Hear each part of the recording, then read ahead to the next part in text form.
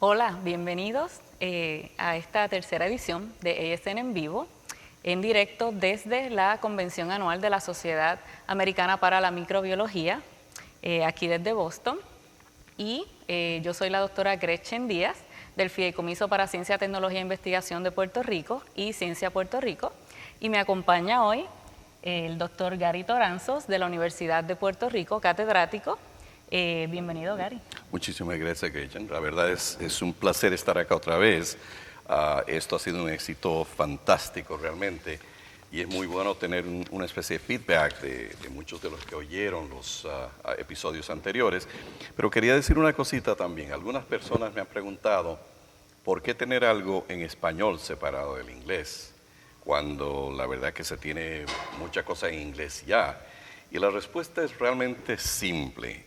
Y tuvimos una reunión, una conferencia internacional sobre la lengua hispana, que Gretchen obviamente tuvo el placer de ser una de las organizadoras de este evento, que vinieron gente de toda Latinoamérica y España para hablar sobre la importancia del español. Y yo tuve el placer de participar en una de las sesiones en las que se decía cuántas lenguas habla la ciencia. Y hablamos sobre la importancia que tiene el español en la ciencia. Y cuando comenzamos a hablar en el grupo, habíamos como unas 200 personas presentes, nos dimos cuenta realmente de que en la ciencia, a pesar de que el inglés es la lengua franca, el español sigue siendo la lengua franca en Latinoamérica. La gran mayoría de las revistas, etcétera, que se publican en todos los países en Latinoamérica son en español. Y acá entonces entramos en un grupo de personas bastante grande que no tiene un manejo totalmente fluido del inglés. Y por lo tanto entonces, aparentemente, lo que estamos haciendo acá sirve no solamente para demostrar el tipo de ciencia que se está haciendo en Latinoamérica, sino también para impulsar a aquellos que están haciendo ciencia pero que no hablan inglés para que también puedan participar en este tipo de cosas. Esta es una de las razones por las cuales estamos haciendo esto y agradecemos muchísimo al ASM por darnos la oportunidad de hacer esto. Claro que sí. Muchas gracias a la sociedad por esta oportunidad. En este segmento vamos a estar hablando de un tema bien interesante que habíamos tocado anteriormente, pero muy brevemente, y es sobre la paleomicrobiología. Y para eso tenemos unos invitados muy especiales. Vamos a comenzar con Jessica Rivera. Bienvenida. Buenas. Hola. Jessica actualmente trabaja con ADN antiguo de culturas indígenas caribeñas como parte de sus estudios doctorales aquí con el doctor Gary Toranzos en la Universidad de Puerto Rico. Bienvenida aquí con nosotros. Gracias. Bueno, algo que vamos a hacer un poco diferente este año y que me pareció muy interesante es que Chris Condayant y Ray hicieron un taller ayer sobre cómo nosotros podemos expresar la ciencia a los medios de comunicación. Y una de las preguntas que hicieron, y este episodio está en el web, es que les hacen la pregunta que expliquen su proyecto de investigación en 30 segundos, pero como si lo estuvieran haciendo a su mamá. Bueno, yo le estaba diciendo a él que yo hago esta pregunta durante los exámenes doctorales, sobre todo a los estudiantes, y les digo a los estudiantes que expliquen su proyecto, pero a su abuelita. O sea que vamos a utilizar esta pregunta para hacerle la pregunta a Jessica, que está con su abuelita y está explicando su proyecto de investigación. ¿Quieres hablar con tu abuelita? Con mi abuelito, sí. Bueno, básicamente, como Gretchen, ¿verdad? Ya mencionó por encimita, yo estoy tratando de estudiar entonces culturas que son parte de nuestro patrimonio, parte de nuestra cultura actual. Son culturas indígenas que estaban en el Caribe mucho antes de que llegara Cristóbal Colón a esta región. Y lo que nosotros estamos tratando de hacer, por lo menos en estos momentos, es tratando de esclarecer diferentes partes de la vida de estas culturas, qué comían, si tenían algún tipo de enfermedad que nosotros podríamos detectar, ese tipo de cosas, ya que no se sabe mucho sobre estas culturas, desgraciadamente, en este momento. Muy bien. Y tú estás presentando algo ahora mismo. ¿Quieres hablarnos un poco más en detalle sobre el papel que estás presentando acá en el ASM? Claro.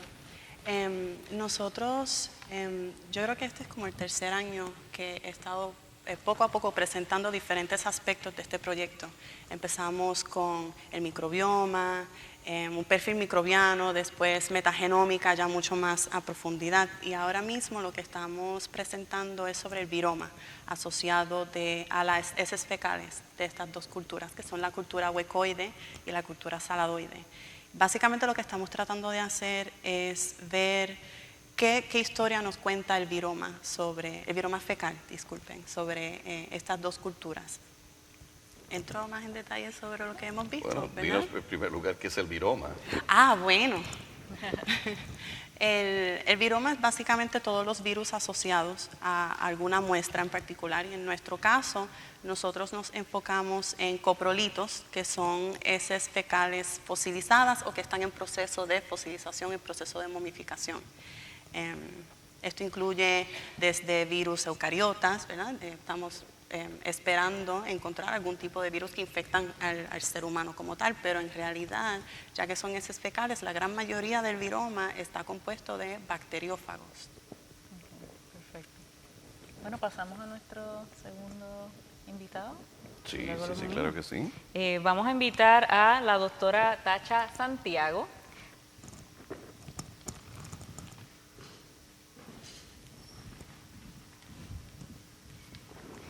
La doctora Tacha Santiago es una investigadora postdoctoral que recibió una beca del Instituto de Medicina Howard Hughes para estudiar microbioma, viroma y resistoma oral intestinal de culturas antiguas del Caribe, América del Sur y Europa. Bienvenida a ESN en vivo. Gracias. Gracias por estar. Primero que nada, Jessica estaba explicando sobre viroma, microbioma. ¿Qué es eso de resistoma oral?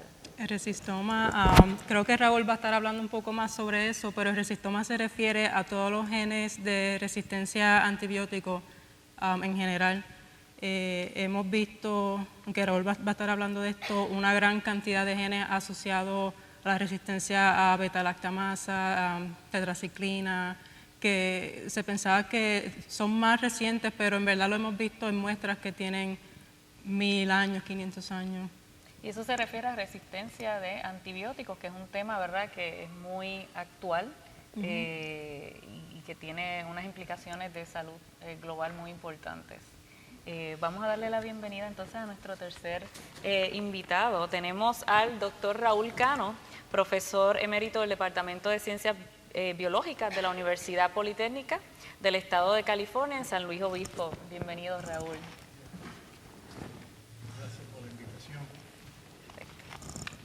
¿Todo bien? Todo bien. Ahora nos olvidamos de una pequeña cosita y la pregunta es, no se han librado de esta pregunta todavía.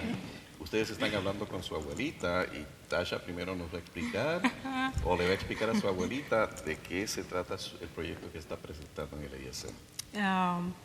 Le mando saludos.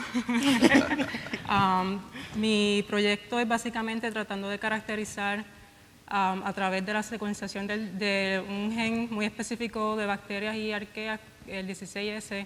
Estamos tratando de caracterizar globalmente estos genes para caracterizar las comunidades bacterianas en cálculo o placa dental de una cultura que vivía en el Caribe aproximadamente 1000 años atrás.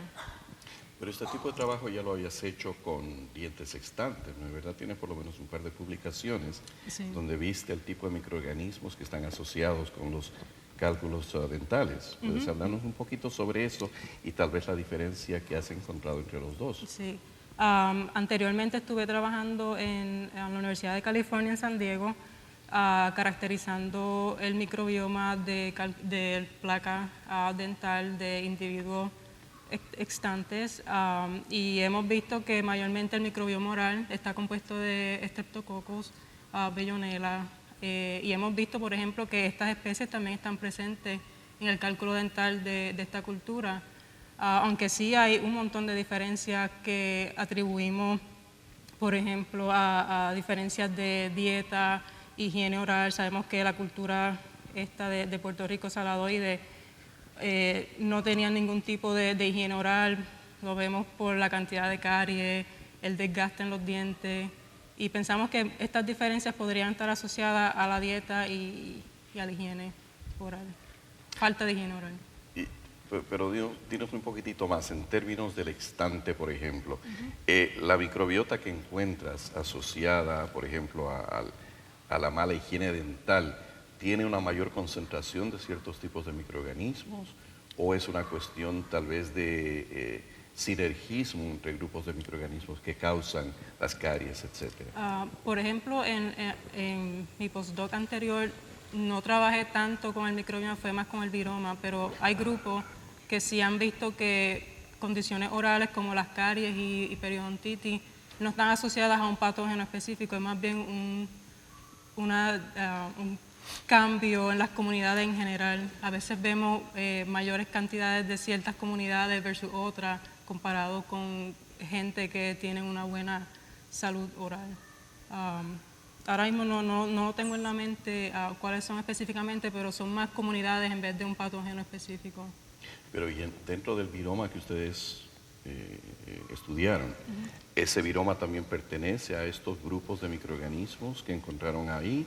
¿O son virus diferentes o es una ensalada de todo? En términos del viroma, nos concentramos más en las familias Sifoviridae, Mioviridae, y hay algo bien interesante porque hemos visto, por ejemplo, en personas con periodontitis, hemos visto una gran cantidad de mioviruses, que la mayoría sabemos que son virus líticos, y creemos, por ejemplo, que esta gran abundancia de estos virus líticos está asociado en esos cambios de las comunidades bacterianas. ¿Cuál es la asociación? No sabemos específicamente, pero sí puede que haya una asociación entre los mioviruses y esos cambios en las comunidades bacterianas asociadas con diferentes condiciones orales. Quería aprovechar la oportunidad para comentar que si alguien del público quiere hacer alguna pregunta, hay un micrófono para que puedan comunicarse y hacer sus preguntas también. Yo tenía una pregunta así para beneficio del público. ¿Cuál es la importancia o por qué queremos estudiar las placas dentales, por ejemplo, de este tipo de, ¿verdad? Que son muy antiguas? Yo creo que la placa dental se encuentra en todas las personas, es algo que afecta a las personas globalmente y vemos que esto ha sido algo que se lleva históricamente, no solamente en personas antiguas, también en todos nosotros tenemos placa dental de alguna forma. Y yo creo que una de las mayores importancias es, por ejemplo, ver la evolución de nuestro microbioma oral y de los patógenos asociados a condiciones orales. Bueno, doctor Cano, le vamos a hacer el reto al doctor también. Usted tiene el reto de en 30 segundos compartir esa información que está resaltada en las oficinas de prensa de la sociedad y el hallazgo, ¿verdad?, que ha tenido para la abuelita. Y después lo explicamos en más detalle. Para mi abuelita. Sí, claro que sí. El problema que existe es que mi abuelita, como yo soy tan viejo, es muy posible que ella sea una de mis muestras. Pero de todas formas, nuestro estudio, que en realidad que no es solamente mío, Tasha me ha ayudado mucho, es tratando de comparar las poblaciones. Yo cometí el error de llamarle la flora intestinal y estoy más viejo que andar a pie, pero yo comentarle que estaba estudiando la microbiota, la comunidad de microorganismos en los intestinos, que son parte muy importante en el desarrollo y la persistencia de resistencia a antimicrobianos en seres humanos. Eso es la primera pregunta. La segunda, que posiblemente más importante, es que como todo esto son genes y tienen el proceso evolutivo, pues estamos tratando de desarrollar un modelo para predecir, utilizando antiguas información de estas momias, mi abuelita y otras abuelitas, de 1000 años, 500 años, 300 años, tratando de predecir cuál sería el próximo, la próxima mutación que va a dar a cabo resistencia a un próximo antimicrobiano. Tratando de utilizarlo como información base para para hacer modelos predictivos. Ahora, algo que parece hasta cierto punto obvio es que la resistencia a los betalactámicos va a estar presente en absolutamente todo lado debido a la presencia de microorganismos que producen betalactámicos para competir o lo que sea como un ecosistema, ¿no es verdad? Pero más allá de los betalactámicos, ustedes encontraron también resistencia o genes de resistencia contra un montón de diferentes otros tipos de antibióticos. ¿No quiere decir algo sobre eso? Desde luego, el perfil del resistoma, que ya está definido, hay el grupo, el compuesto de diferentes resistencia, genes de resistencia, hemos visto que no es muy diferente al moderno, así que todos los antimicrobianos que se están usando al momento se están representados de una forma o de la otra en los resistomas antiguos. Lo que es muchísimo más interesante es que uno puede entender que hay betalactámicos, eritromicina, vancomicina, todo eso, porque son genes, productos naturales que son producidos por bacterias y lo están produciendo por 2 billones de años. Pero lo interesante es que uno ve que existe resistencia a antimicrobianos que no son antibióticos, son sintéticos. Por ejemplo, la quinolona, que todos son inhibidores de la girasa y las quinolonas son todas sintéticas. Y la pregunta es, ¿cómo es que es posible? Bueno, la respuesta es muy fácil, porque hay análogos de las quinolonas en productos naturales, por ejemplo, Pseudomonas, que produce una fluoroquinolona que controlan el quorum sensing. ¿Así? Eso tiene bastante sentido, pero ahora voy a tomar un poco el rol de abogado del diablo. Y siendo tal vez un poco cínico, te podría decir, pero eso puede ser simplemente el resultado de una contaminación. Al final de cuentas, las momias las han llevado de un lado para el otro, no sabemos cómo las han tratado, las tienen tal vez personas que han tenido ese tipo de microorganismos resistentes a las quinolonas, y es posible que esa resistencia que se está detectando sea resultado de contaminación más que algo intrínseco del sistema gastrointestinal. No, las posibilidades existen, desde luego, y eso no se puede eliminar completamente, pero si uno estudia más a profundo las secuencias genéticas del ADN que existen de estas muestras, se comparan con muestras contemporáneas, uno ve que hay definitivamente cambios en sustituciones de base que sería muy difícil de explicar desde un punto de vista de contaminación, especialmente la abundancia de estos cambios y la heterogeneidad de las muestras, de la secuencia, comparándola con las modernas. A partir de ahí, pues la metodología es extremadamente importante. Yo sé que las muestras fueron tomadas en un quirófano por un experto utilizando métodos quirúrgicos modernos en un laboratorio dedicado a eso. Y las muestras fueron bastante bien preservadas hasta que se tomaron las muestras. Así que a partir de ahí, y los análisis que se le han hecho, moleculares y las secuencias, comparando las secuencias, uno puede decir que al menos hay una alta posibilidad que estas secuencias son verdaderamente antiguas. Ok, quería tocar también un poco sobre la paleomicrobiología en términos generales ahora, porque hay mucho escepticismo, ¿no? Y yo te voy a decir, básicamente tú viniste con la idea de la paleomicrobiología a mi laboratorio, ya que comenzamos a trabajar con todas estas cosas. Déjame decirte que yo no era muy creyente en ese momento, ¿sabes? Pero la cuestión es que es muy difícil creer o no creer, darse cuenta de que una molécula como el DNA puede quedarse por cientos de años, décadas o miles de años incluso en algunos casos. Y es muy difícil el pensar en eso. Ahora, ¿Qué tipo de análisis se puede hacer para determinar si un DNA, por ejemplo, que sea aislado, uno puede estar bastante seguro que proviene de una momia versus algún contaminante que hubo en el suelo? ¿Qué tipo de análisis se podría hacer? Yo, desde luego que puedo contestar esa pregunta, pero Tashin la puede contestar mejor que yo porque ella es la que está haciendo los análisis. Se pueden hacer varios análisis si estás trabajando con microbioma, y Jessica lo ha hecho.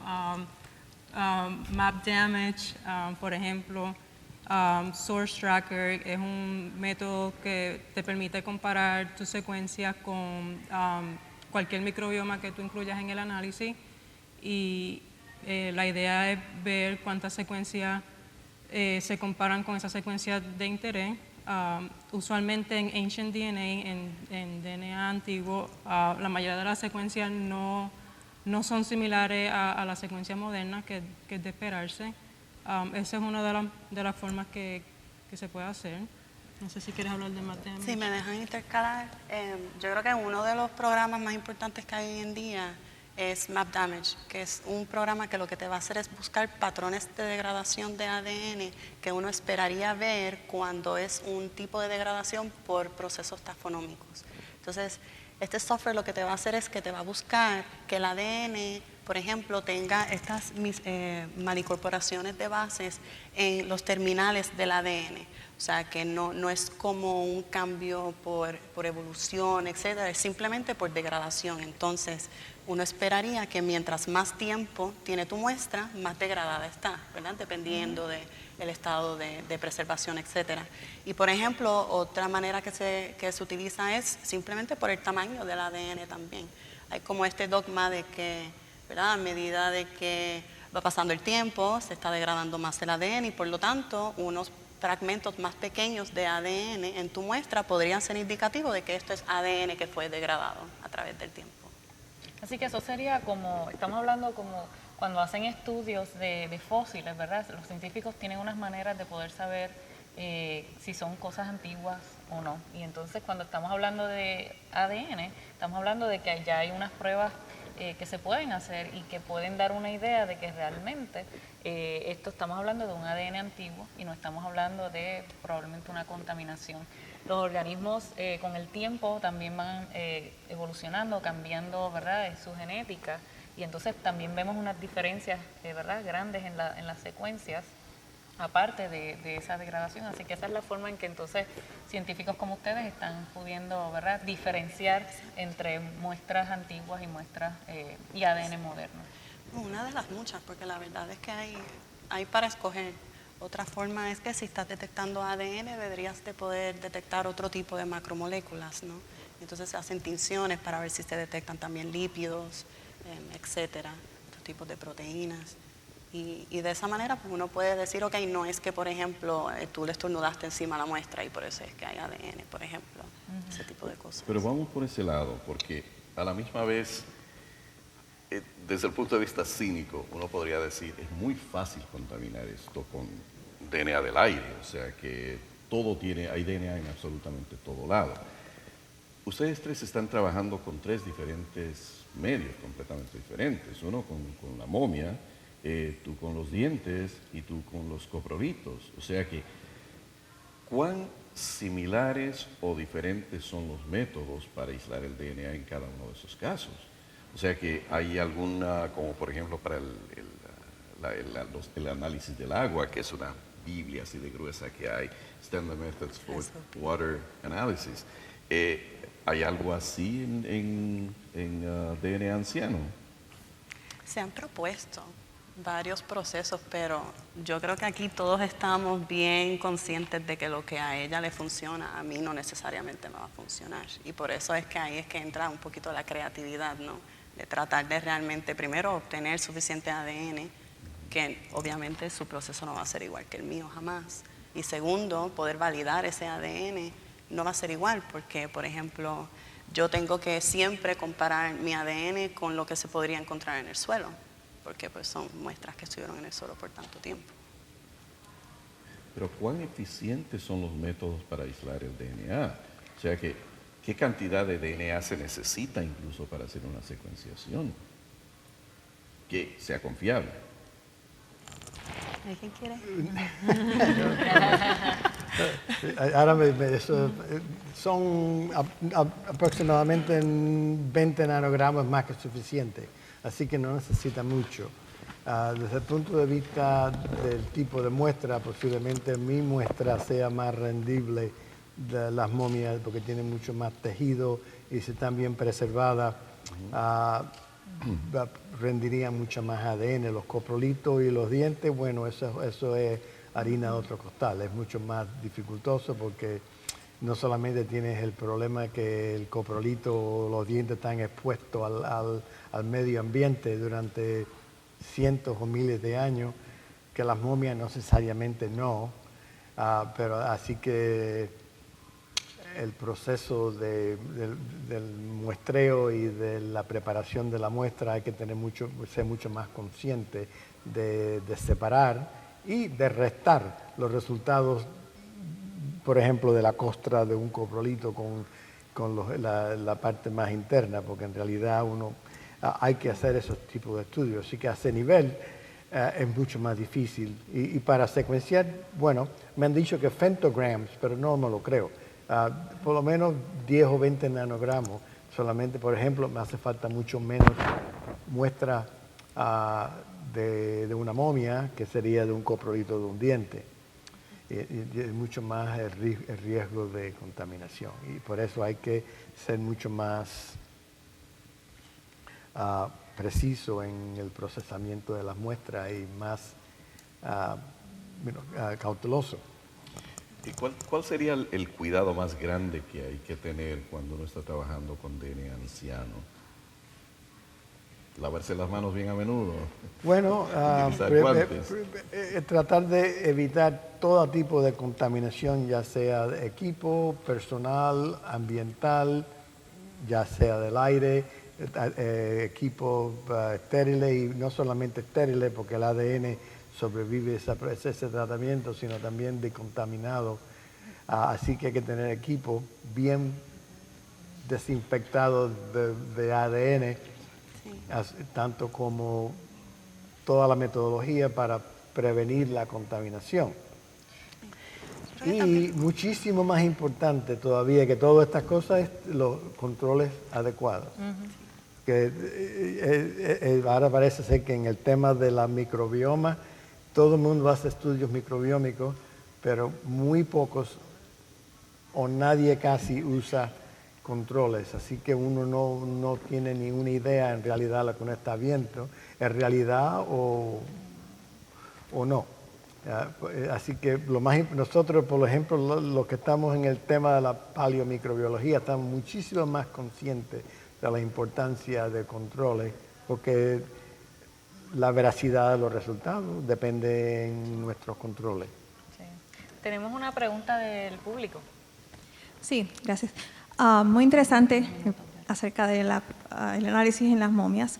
Mi pregunta es, el proceso que se hizo, quizás no se conoce, pero si usted lo conoce, ¿habrá alguna preferencia, digamos, para preservar cierta taxa, ciertos grupos de bacterias, dependiendo del proceso que se usó para crear las momias? En otras palabras, ¿será que habrá algún bias cuando usted usa, o en aquel entonces, cuando se prepararon ciertas momias en un país versus en otro? Con los materiales que se utilizaban. No solamente el bias de tipo de material, pero es que también algunos de esos biases no son biases, son una realidad reflectiva por ejemplo, de la dieta o del tipo de tafonomía que la momia ha tenido la experiencia durante el proceso de tafonomía, pero también es importante tener en mente que durante el proceso de tafonomía, información genética se pierde. Así que hay que tener mucho en mente, no solamente cómo se mantuvo la momia o el material fósil durante los miles de años, sino el tiempo que ha pasado entre la muerte o el depósito de la muestra y el procesamiento, porque se pierde mucha información. Claro. Y entonces hay que tener eso en mente cuando uno hace específicamente ese estudio comparativo. Porque es fácil comparar cosas. Si tú comparas algo, siempre verás semejanzas y diferencias. Pero la diferencia es que una momia tiene muchísima menos diversidad que una heces moderna, ya que se ha perdido mucha esa información. Así que desde ese punto de vista hay una bias muy importante. Pero hay otra cosita que creo que es lo que tú estás preguntando. Las momias, muchas de las momias con las que estamos trabajando acá son naturalmente momificadas. No es un proceso como el que se piensa de momificación en Egipto, por ejemplo, donde había un proceso de preparación, añadir ciertas resinas, etcétera, para mantener el cuerpo, ¿no? Estas momias son 100% orgánicas, son naturalmente momificadas, de la misma forma que los coprolitos son, asumo yo, completamente naturalmente momificados. O sea que no ha habido un manejo para su preservación. Perfecto, gracias. Gracias. ¿Tenemos otra pregunta? Otra un poco rara también, pero bueno. Me pongo a pensar que como ustedes hacen también metagenómica, ¿cierto? ¿Cómo se compararían los hallazgos de secuencias en estudios de metagenómica del suelo, del aire, frente a secuencias del famoso DNA en momias o en piezas dentales de esos ancestros por allí, más allá de la abuela? ¿Cómo se compara? Digamos, un DNA aislado de suelo en estudios de metagenómica puede ser tan antiguo como un DNA en una momia, o se debe hacer un estudio paralelo de la metagenómica del ambiente frente a los hallazgos de secuencias de DNA en esas muestras especiales. Sí, ¿cómo se...? Creo que lo estoy entendiendo. No sé si me entienden porque no me explicó bien de pronto, ¿no es cierto? No, pero yo creo que lo estoy entendiendo. Básicamente, en un lugar donde hay momias, es posible que las condiciones del suelo sean también para, entre comillas, momificar a las bacterias que están ahí. Pero el punto es que la arqueología, hasta este momento, nunca ha tomado en consideración la microbiología o la paleomicrobiología. Y lo primero que se hacía cuando se encontraba algo era tirarle agua. Bueno, primero sacarle toda la tierra y después lavarlas para tenerlas bien bonitas, ¿no? Eso no se hacía con momias, obviamente, por razones obvias, porque eso lo destroza. Pero lamentablemente, en todas las excavaciones que se han hecho hasta ahora, no hay estos datos colaterales, si se puede decir. Paralelos, sí. Paralelos, perdón, sí. Que puedan darnos algún tipo de información y para decir esto proviene de acá y esto viene del suelo y esto viene de la momia específicamente. El único estudio que se ha hecho, asumo yo, ha sido para determinar por carbono 14 la edad de las estratas donde se encontraron estas momias, por ejemplo, estos coprolitos por lo menos.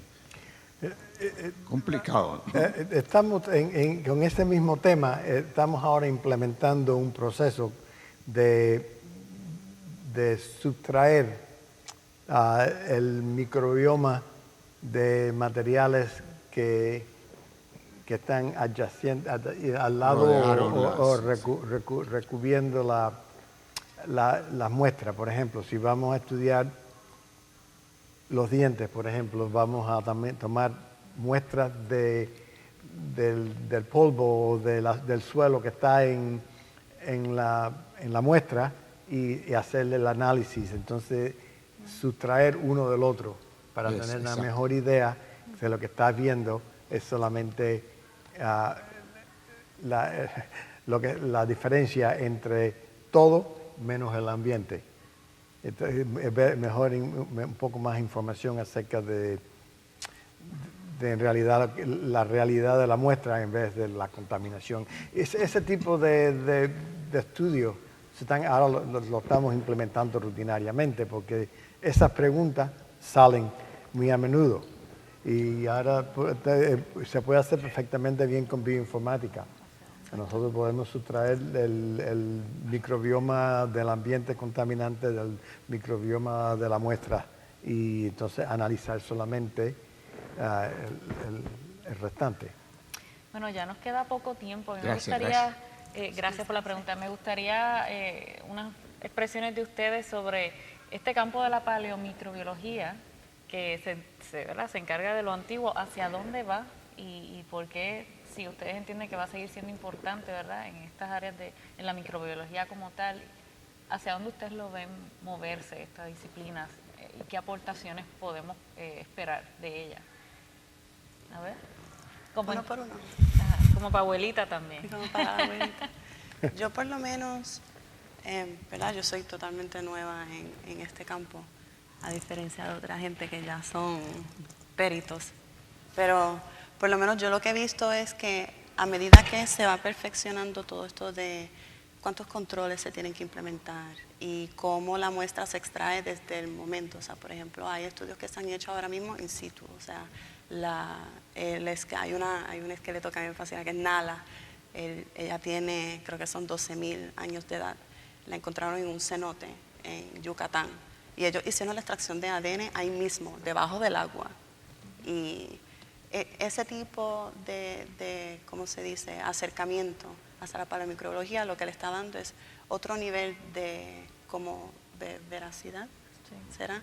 Y yo pienso que gracias a eso, ahora entonces se pueden hacer como muchas comparaciones de lo que sería lo antiguo versus lo restante, porque ya ahora podemos decir con mucha confianza lo que estamos detectando es antiguo.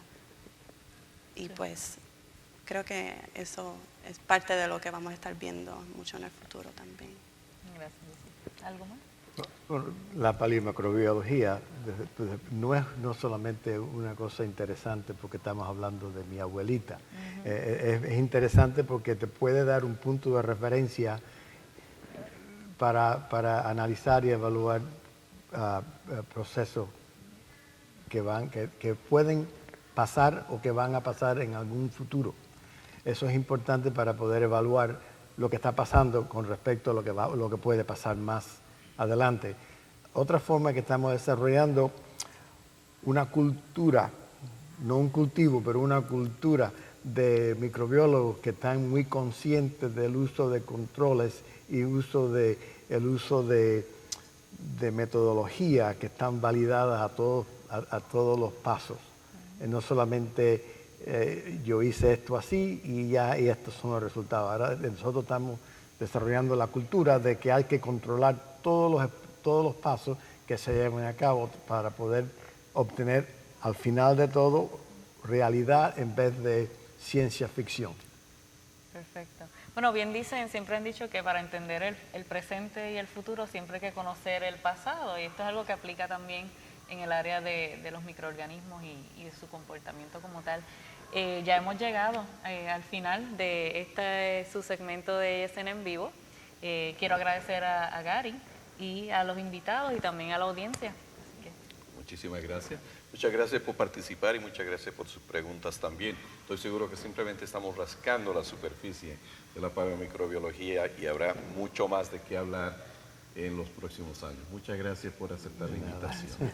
Nos vemos el año próximo. Gracias.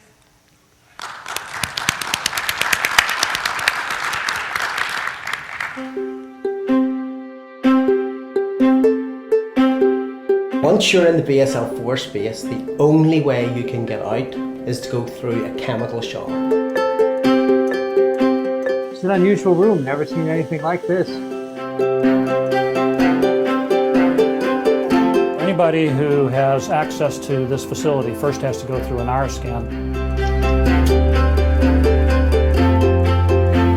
So the HEPA filters filter the air coming out of the facility, and that will remove bacteria, viruses, anything that might constitute any kind of risk, right? Remember, this building is basically a second building inside the main building.